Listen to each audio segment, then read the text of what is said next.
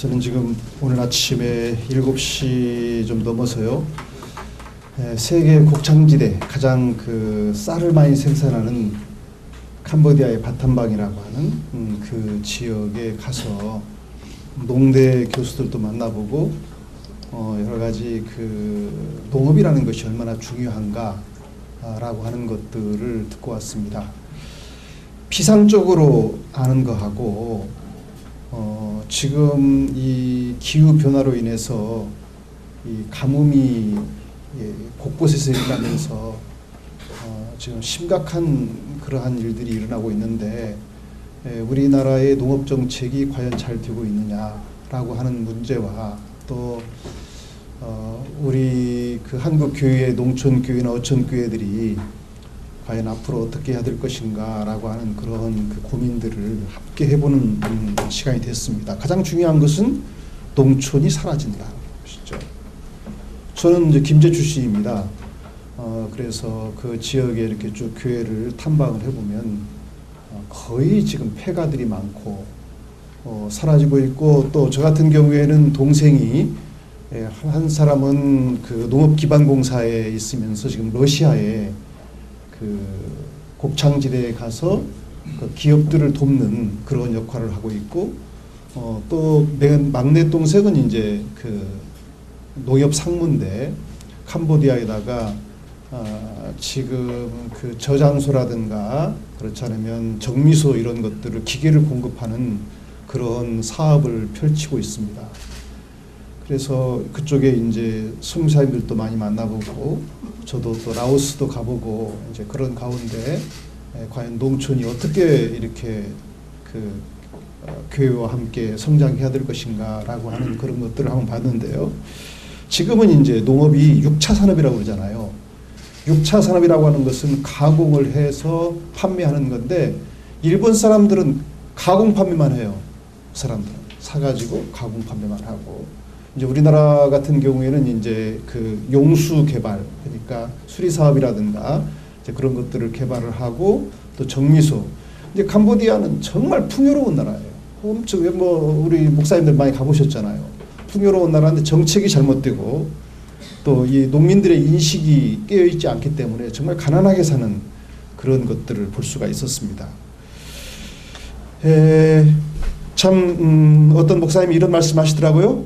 국가도 해결하지 못하는 농촌의 문제, 이걸 누가 해결해야 될 것이냐라고 했을 때 그것은 영적이고 또 지적으로 높은 수준을 가지고 있는 목사님들이 해결해야 된다라고 하는 그런 말씀을 하는 걸 들어본 적이 있어요. 우리로서는 전혀 이해가 안 되는 얘기죠.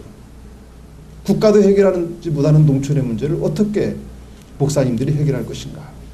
오늘 3가지 정도의 그 사례를 통해서, 첫 번째는 그 평신도를 지역사회 리더로 키우는 그러한 그 아산의 송악교회가 있습니다.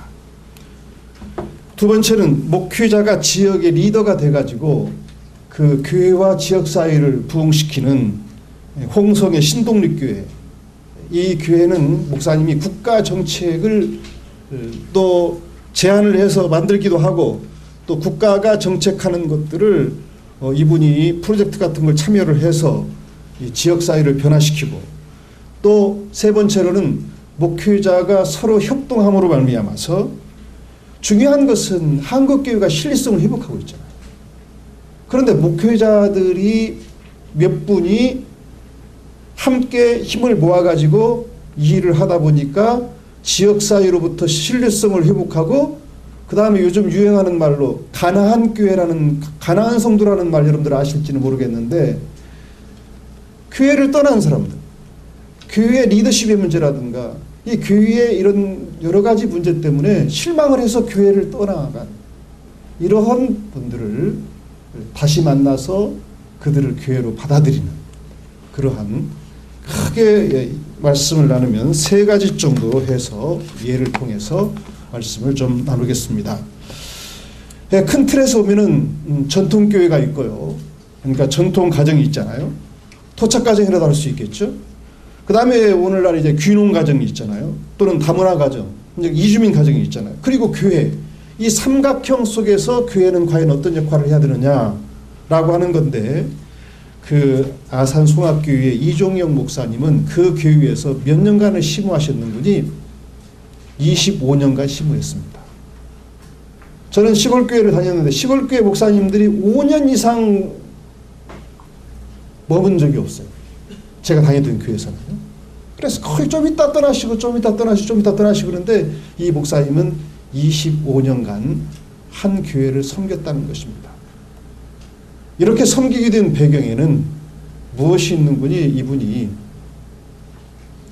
신학교를 다니면서 그 농촌 목회 연구회라고 하는 동아리를 조직을 해서 거기에서 선후배들 사이에 우리는 농촌으로 들어가서 목회를 한다. 그런 생각을 가지고 농촌 목회 연구회에 이분은 참석을 해서 처음에는 당진에다가 개척을 했는데 그 개척교회에서 이제 선배교회로 아산 송악으로 부임을 받아서 왔습니다. 그러니까 아산 송악교회는 농촌 목회, 즉 농업정책이라든가 이런 것들을 통해서 어떻게 교회를 섬길 것인가라고 하는 그런 역사적 뿌리를 가지고 있는 그 교회에 이분이 부임을 했습니다. 그러니까 대학 재학 시절부터 나는 일평생 농촌을 위해서 목회를 하겠다. 농촌 목회를 하겠다. 그런 생각을 가지고 온 분이죠. 그래서 오늘 제가 이제 논문에다가 정주 목사라는 말을 썼는데 농업에 정착할 수 있는 그러한 목사님이 정말 필요하다라고 하는 것입니다. 이분은 졸업 후에도 선배들과 끈끈한 관계를 유지하면서 이제 교회 부임 후에 첫 번째 한 것이 농업선교위원을 조직을 했습니다. 근데 이 조직을 해서 이분들에게 여러 가지 그 리더십을 함양을 하고 리더십이 이분들이 형성이 되니까 그 다음에는 지역 주민과 함께 친환경 농사연구회를 만들어서 이제 이 지역사회를 활성화시키겠다라고 하는 그런 생각을 하게 됩니다. 그러면서 이분이 한 일은 무슨 일을 한 줄 압니까? 제가 놀란 것은 이분은 풀을 연구하기 시작했습니다. 그러면서 이분이 한 얘기가 농촌에 있으면서 풀을 모르고서는 안 된다. 얼마나 풀이 많이 자랍니까? 캄보디아는요, 풀이 있으면 소들이 다 뜯어먹어요. 그런데 우리나라는 풀을 다 없애야 농사를 짓잖아요. 그래서 농사를 풍요로운 땅인데 풀들이 많아요. 그래서 이분은 이제 풀을 연구하기 시작하면서 그 풀을 연구하다 보니까 농민들과 친해지는 거예요. 그리고 같은 목적의식을 갖게 되는 거예요.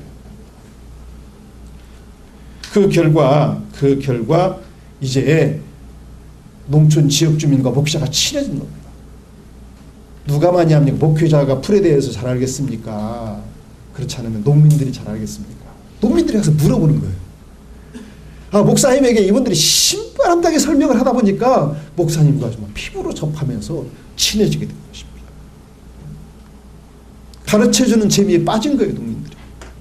그래서 이분은 그것을 뭐라고 얘기하는 분이 마음의 스킨십이 일어났다. 그리고 이분은 이제 지역이라든가 바위 이름이라든가 이런 것들을 연구를 하고 그리고 그 지역에 이제 연구를 하는데 이분이 목표로 한 것은 자, 목사님이 그 중심에 들어가서는 안 되고 교회 리더들을 세워서 그분들이 지역사회 사람들과 하나를 하는데 누가 리더가 돼야 되느냐? 교회 지도자들이 장로님이나 집사님들이라든가 이런 분들이 리더가 돼서 그 지역을 이끌어 나간다는 그런 생각을 가지고 그분들과 함께 공부하고 리더로서 키워나가는. 그래서 이분이 이제 여러 가지 했던 것 가운데 하나가 마을 학교 만들기예요. 우리나라처럼 교육을 중요하게 여기는 나라가 없잖아요. 여기가 하나가 있고 깊은 속에 폐교 학교가 있는데 거기는 분교지 않습니까? 분교가 폐교 위기에 처해 있는 거예요. 자, 분교가 폐교되면은 그 지역 사람들이 빠져나오잖아요. 이분은 도교육청에 들어가고 그래서 폐교를 하지 맙시다. 그러면서 그 버스를 그쪽에다가 운영을 하고 그래서 현재는 전교생이 그 당시에 이 목사님이 갔을 때 80명인데 현재는 몇 명 인구니 250명입니다. 대단한 거죠. 지금 도시의 큰 학교도 250명이면 큰 학교예요. 지금은 뭐 숫자가 25명이면 한 클래스잖아요. 옛날 우리 시대의 개념하고는 다르고 우리는 70명, 80명이 한 클래스였잖아요. 그 다음에 분교는 30명이 있는 거예요. 자, 그렇다고 하면 이 지역을 연구를 하기 시작한 거예요. 이 지역은 상수도 보호구역이기 때문에 생태 환경이 너무 좋다. 그러니까 생태 교육을 시키자. 그래서 거기에 있는 그 지역 주민들 가운데 선생님이 한 분 계셨습니다. 근데 이분이 그 목사님의 뜻을 받들어서 얼마나 열심히 한. 처음에는 평택에 학교를 다녔다가 이제 경기도인데 자기가 이 목사님과 함께 그 뜻을 펼치기 위해서 홍성으로 들어왔다가 이제 그 학교 옆으로 와서 이제 이분이 들어가서 그 교사들을 이제 같이 이제 신호위를 만들어서 그분이 같은 뜻을 펼치는 그런 것들을 만들고, 그래서 이분은 처음에 4년간이나 5년간 근무하면 다른 학교에 갔다가 또 들어와도 그 학교가 초등학교가 생태교육을 시키는데 전혀 문제가 없다는 것입니다. 그래서 지역의 먹거리를 공급을 하죠. 유기농으로 거기는 전부 재배를 하니까. 자연 속에서 교육시키죠. 시험 없는 학교를 만드는 거예요. 그래서 더불어 사는 가치관 교육을 시키다 보니까 거기에서 이제 초등학교를 나가면 애가 말이죠. 다른 학생들하고 다른 거예요. 굉장히 건강하고 가치관도 바로 정립되고, 그러면서 이제 중학교를 가는데 중학교는 몇 분 선생님들이 이제 초등학교처럼 못하지만, 그래서 유치원도 가봤어요. 유치원도 가보니까 거기는 공부라는 게 없어. 아이들 보고 마음대로 놀게 하는 거예요. 오늘날 이제 놀이교육이 되지 않습니까? 어떻게 하면 아이들이 놀면서 창의력을 발휘할 것인가 라고 하는 것이지 않습니까? 자, 제가 얘기했죠. 지역 먹거리를 공급하고 생태교육을 시킨다. 자연 속에서 교육한다. 두 번째가 시험 없는 학교를 만든다. 세 번째가 노는 것을 가르쳐준다는 것이죠. 그러다 보니까 이 학교가 소문이 나가지고 천안과 아산에서 위장 전입을 막 하는 겁니다. 그래서 이 목사님이 지역 그 교육청하고 얘기를 해서 구역을 확대해서 공동구역으로 만듭시다. 그래가지고 이제 그분들이 이 학교에 한 20분, 30분 태워다 주고 오는데, 그런데 이곳에 보니까 반딧불 축제를 열 정도로 환경이 깨끗하니까 도시에 있는 분들이 그 교회 근처로, 학교 근처로 이주를 하는 거예요. 지역 주민이 막 늘어나는 거예요. 그래서 이 목사님이 하는 말씀은 대안학교를 하나 만들었으면 좋겠다. 이 목사가 고등학교를 하나. 그래서 만들어서 거기서 정말 엘리트, 그러니까 다른 엘리트가 아니라 농업을 할 수 있는 엘리트를 만들었으면 좋겠다라고 하는 것입니다. 저는요, 최근에 이제 보면서 동생을 보면서요, 정말 그 필리핀, 인도네시아 이쪽에 그 무한한 그 농촌의 잠재력, 이거 우리나라 기술자들이 가서 도와줘야 돼요. 제가 어떤 분을 보니까 바탄방 지역에 그 농대를 나오셔가지고 거기서 모범적으로 농장을 가꾸고 연구를 하고 그리고 해서 그 사람들을 채용을 해가지고요, 한 20명 채용해가지고 농장하는 그 복실한 분들을 봤어요. 그러니까 이제 이런 거죠. 그러니까 이제 이런 것들이 이제 이분은 이제 그래서 마을 학교 만들기를 했고, 그 다음에 농업 분야의 성과를 냈습니다. 그래서 2000년도에 30가구가 공동 협동을 만들어 가지고 했는데, 지금은 농동사가 20만 평, 반론사가 20만 평 해서 거기서는 유기농 재배를 하는데 판로가 다 개척돼 가지고 그 지역의 생활 수준이 굉장히 높습니다. 그러니까 그 지역이 시골인데도 땅이 평당 100만 원이에요. 서로 이주하려는 사람들이 많은 거예요. 신앙 공동체. 그래서 생태 공동체를 만들었는데, 이번은 이제 목회의 범위를 마을로 확대해서 교인은 구원의 방주로서의 역할을 마을로 확대를 해서, 그러면서 이 제도적 교회가 어떤 역할을 해야 되느냐. 제도적 교회는 훈련과 은혜와 감동을 통해서 믿음을 증진시키고, 이것이 어디로 가는, 실천으로 가는데, 그 실천은 교사는 교사로서, 농민은 농민으로서 일터에서 이제 그 신앙을 실천하는 그러한 믿음에서 실천으로 가는 그러한 목회를 그분은 그곳에서 하고 있었습니다. 앞에서 얘기했지만 한 집사님이 교육을 주도하고 있는데, 그 지역의 교육을 주도하고 있는데 이 지역에 들어와서 후배 교사들을 영향력을 미쳐가지고 그 교사들이 학교 주변에 살면서 그 초등학교는 계속해서 그러한 생태 공동체가 그 여러 가지 그 교재도 만들고 하면서 이루어지게 된 것은 바로 그러한 믿음에서 실천으로 갈 수 있는 그러한 영적 리더십을, 평신도 리더십을 키웠기 때문에 그런 결과가 왔습니다. 그러면서 이제 그 초기에 그 지역 사회에 문제아들이 있었는데, 그 문제아들을 이제 지역 아동센터에서 이제 하게 됐는데, 한 분의 그 집사님의 헌신에 의해서 이루어진 거예요. 그 여자 집사님은 한 달에 200만 원 종합교사로서 과외를 해서 받는데, 거기에 50만 원 주고 너 와서 할래. 그러니까 기도해 보겠습니다. 그러더니 그 다음날 와서 하는 거예요. 그러다 보니까 문제아들만 있어서는 안 되잖아요. 이제는 목사님 자녀들을 그곳에 보내고 집사님들 자녀들을 보내서 문제아들과 일반 아들과 합해지면서 그 학생들이 변화되기 시작을 합니다. 그러다 보니까 지역사회에서 무엇을 회복하는 거니? 신망을 회복하는, 신뢰를 회복하는 그러한 교회가 된 것입니다. 그러면서 이제 교육과 또 문화, 그 다음에 공동체, 생태계, 그러면서 이제 송악 동네 사람들이 되어서 그 지역에서 축제를 하고, 그러다 보니까 제가 간 날도 그곳에 많은 관광객들이 찾아와서 그것을 방문하고 하는 것들을 보았습니다. 제가 이 목사님과 인터뷰를 하면서 느낀 것은 삶이 참 감동적이다 라고 하는 걸 느꼈습니다. 평생 함께 산다는 자세로 그 지역에서 목회를 하고 있는 존경스러운 목사님을 봤습니다. 그러면서 그분은 프로그램 목회, 즉 목회적 성취감을 중시하는, 그러다 보니까 성취감을 중시하면 스트레스를 받잖아요. 그런데 함께 더불어 사는 법, 그래서 지역사회도 풍요롭게 하고 생태 환경도 정말 그 아름답게 꾸미고, 그래서 경제적으로 영적으로 참 여유롭고 풍요로운 그러한 곳을 한 정주 목사님이 만들어간 그런 사례를 함께 나누었습니다. 이번에는 홍성교회 오 목사님이라는 분이 계시는데, 이분은 이제 마을 주민이 다 합해서 146명이에요.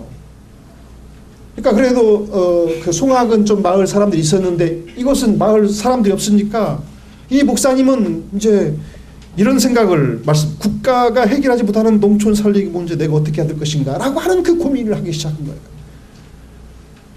홍성군에 산부인과가 없대요. 애를 안 낳는다는 얘기죠. 그럼 끝난 거 아닙니까? 그러다 보니까 이 목사님은 귀농학교를 들어가서 귀농대학 1기를 졸업을 한 거예요. 100시간 강의를 듣고, 그리고 이제 1박 2일 날 진안을 견학을 갔는데, 그 견학을 다 흔히 보고 나니까 이렇게 하면 농촌을 살릴 수 있다는 자신감이 생긴 거예요. 그리고 이제 그 100시간 강의를 마치고 이제 귀농대학을 마치고서 계획서를 작성했는데 이분이 4가지입니다. 하나는 지속 가능한 농촌을 만들기 위해서 귀농지원센터를 만들겠다. 두 번째로 살기 좋은 마을을 만들겠다. 세 번째로 농촌 체험으로 이런 프로그램을 만들어 가지고 수확을 증대시키겠다. 그래서 이분이 한 것이 수세미 농사, 오디 농사, 그 다음에 한 것이 이제 냉이, 그래서 냉이 국수를 만든 그러한 일들 역할을 이분이 하는 겁니다. 그 다음에 네 번째는 마을 문화 보존, 전통 문화를 보존하고 역사 인식을 지역사회에 심어주자고 해서 정미소를 리모델링해서 그곳에 박물관을 세웠습니다. 그러면서 이제 귀농단체 만들기는 귀농지원연구회를 만들어가지고 이분이 초대 회장을 하는 거예요. 목사님. 왜? 다른 사람은 모르니까. 그러면서 이것이 어떻게 이제 결실을 맺게 되는군이, 자, 단체를 만들어가지고 처음에 간 것이 진안군에 그곳에 가서 뿌리 옆이를 견학을 해보니까 이분들도 눈이 뜨고 이렇게 하면 우리는 잘 살겠구나. 이것이 영향을 발휘해가지고 그 군청에다가 귀농지원센터를 만들고, 그리고 이분은 이제 이러한 정부 관계를 같이 하다 보니까 요즘 정부에서 돈 나오는 돈이 많잖아요. 그래가지고 정부 지원금을 활용해서 이제 그 지역 주민들에게 혜택을 주는 그런 것들을 하고 있습니다. 그러면서 이제 교회와 연관지어서는 이거 농어촌 선교부를 조직을 해서 귀농 상담소를 하는데 인터넷으로 이제 카페를 만들어서 상담을 해줍니다. 그 다음에 마을 만들기를 위해서 앞서가는 마을을 이제 견학한 다음에 판매를 통해서 유통을 시키고 친환경 산업을 하는 그러한 것들을 실시하면서 무엇을 하는군이, 이분이 지금 그 지역을 관광센터로 만들다고 그래가지고 정부에서 43억 원의 지원을 받아가지고 그 지역을 지금 활성화시키고 있습니다. 한 목회자가 그렇잖아요. 페이퍼를 잘 쓰고 기도하시면서 하다 보니까 그 지역 사회가 함께 살아나는 그러한 모습을 봤습니다. 세 번째로는 이제 그 고양시의 세겹줄 교회 연합이라는 게 있어요. 그러니까 이제 어떻습니까? 저도 이제 개척교회를 한번 해본 적이 있는데 한 2년 정도, 3년 정도 했나요? 정말 힘이 없잖아요. 아무 힘도 없잖아요. 근데 개척교회 하는 목사님들, 우리 교회는 작아서 아무것도 할 수 없어, 그렇게 생각을 하면서 패배주의에 젖은 것이 아니라 개척교회 하는 세 분의 목사님이 모였습니다. 그러면 목사님 3분, 사모님 3분, 총 6분이죠. 6분이 힘을 합하면 못할 게 없잖아요. 그래서 이 6분이 이제 모여가지고, 자, 우리는 첫 번째 할 것이 이 지역에 노인분들이 많으니까 노인대학을 만들겠다. 노인대학 만들면 1년에 돈이 얼마가 드는 거예요? 500만 원이 드는데 돈이 하나도 없어요. 개척교회 목사님이기 때문에. 그런데 이분들이 10만 원씩 우리가 헌금을 하자. 그래서 30만 원이 생겼습니다. 30만 원을 가지고 강사를 초청하고 식대를 제공을 하고 하면서 노인대학이 열렸는데, 그러다 보니까 그게 소문이 나가지고 어디서 이렇게 나와가지고 돈 헌금하는 분들이 생겨서 그게 쭉 이루어지니까 주변에 있던 큰 교회가 노인대학을 한다고 그러니까 이 노인들이 그곳으로 갈 줄 알았는데, 우리 그 교회 안 가요. 우리도 의리가 있지 하면서 그곳에서 노인대학을 참석을 합니다. 그건 무엇을 얘기합니까? 그것은 바로 신뢰성을 회복한 거죠. 목회자들의 신뢰성을 회복한 거 아닙니까? 그러면서 이제 거기서 어떻게 연합을 하는군이, 지역의 여러 단체들과 연합을 하다 보니까 이제 이분들이 이제 목사님들이 그 교회를 중심으로 해서 음악회도 열고 여러 가지 그 교회 공간을 빌려주다 보니까 거기에서 이제 그 동호회에 조직된 분들이 목사님에게 기도 요청을 하는 거예요. 기도 요청. 근데 그분들하고 좀 가까이 있다 보니까 그분들이 전부 다 조금 전에 안 나가, 교회 안 나가 하면서 나갔던 분인데 이번에는 가나안 교인들이었어요. 그래서 그분들을 영적으로 상담하면서 그분들이 교회로 들어오게 하는 그런 역할을 하게 됩니다. 그래서 행복한 고향 만들기 프로젝트를 통해서 이제 연합사업을 하면서 이제 이분들은 개척교회를 하면서 힘들지만 그러나 목회가 즐겁다. 그분들과 함께 상담해주고 함께 뛰고 그러면서 즐겁다라는 얘기를 합니다. 자, 우리는 이제 이러한 그 여러 가지 사례를 들으면서 이런 생각을 하게 될 수가 있어요. 왜 목회자가 그런 일을 하느냐? 왜 목회자는 기도하고 말씀 연구에 전해야 되는데 왜 목회자가 그러느냐? 라고 하는 그런 문제를 제기할 수가 있습니다. 근데 농촌 살리기를 하는 오 목사님은 이러한 얘기를 했습니다. 성경에 선한 사마리아 비유를 알고 있지 않느냐? 그러면 선한 사마리아는 강도 만난 사람. 농촌이 지금 강도를 만났다.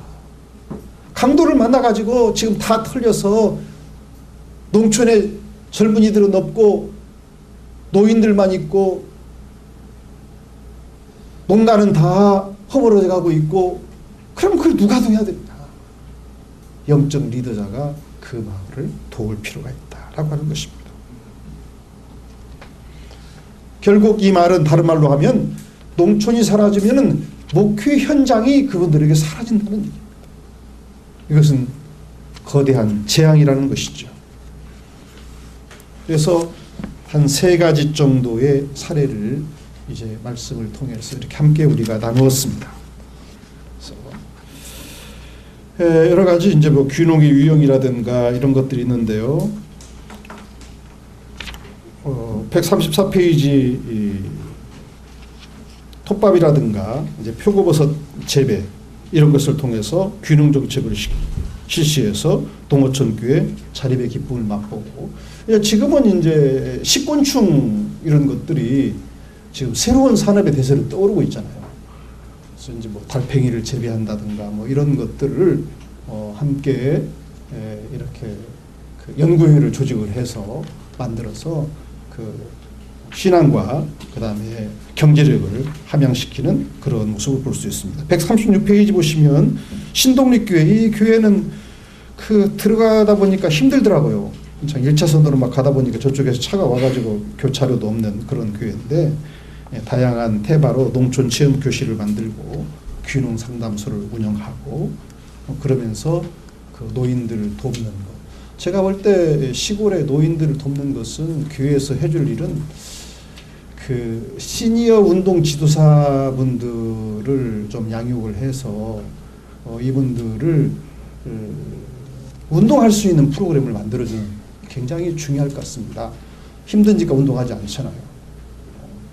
그래서 이제 그러한 부분들, 이런 부분들을 통해서 목회 활성화를 하고 신뢰를 회복하고 그러면서 이제 건강한 그 노년의 삶을 살 수 있도록 하는 그런 것들이 중요합니다. 그 다음에 제가 최근에 이제 쓴 논문 가운데 하나가 노인 자살에 관한 논문을 제가 썼어요. 근데 인터뷰를 저는 이제 질적 연구를 했기 때문에 인터뷰를 했는데 40년간 교회를 다녀도요. 40년간 교회를 다녀도 천국에 대한 확신이 없어요. 제가 이제 개척교회를 암사동에서 하면서 가장 저로서는 그 힘들게 했지만 참 기뻤던 것은 한 권사님, 그 권사님은 대단히 대형 교회를 많이 다니는 권사님인데 돌아가시기 전에 신앙에 확신이 없다가 제가 천국에 관한 설교를 하니까 그렇게 교회 예절을 잘하는 분이 자기도 모르게 손을 들고 목사님 저는 천국을 확신하게 됐어요 라고 하는 그런 이야기를 듣고, 그것이 제가 힘들게 목회를 개척교회를 했지만 잊을 수 없는 한 장면입니다.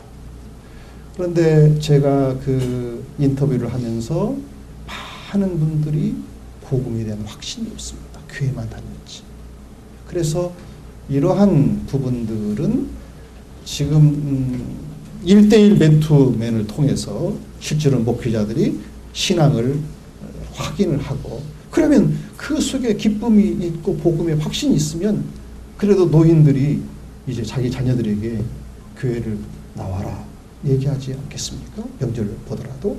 그렇게 해서 이러한 그 외적인 방향으로 원심력으로 나아가지만 또 하나는 이 내적인 그러한 노인들의 영적으로 1:1 맨투맨하고 상담하고 그런 것들, 그들의 건강을 또 도와주고 그러므로 인해서 안과 밖으로 원심력과 구심력이 작용해서 농촌교회가 전도되는 그런 귀한 일들이 일어났으면 좋겠다는 생각을 가지고 오늘 발표를 마치겠습니다. 감사합니다.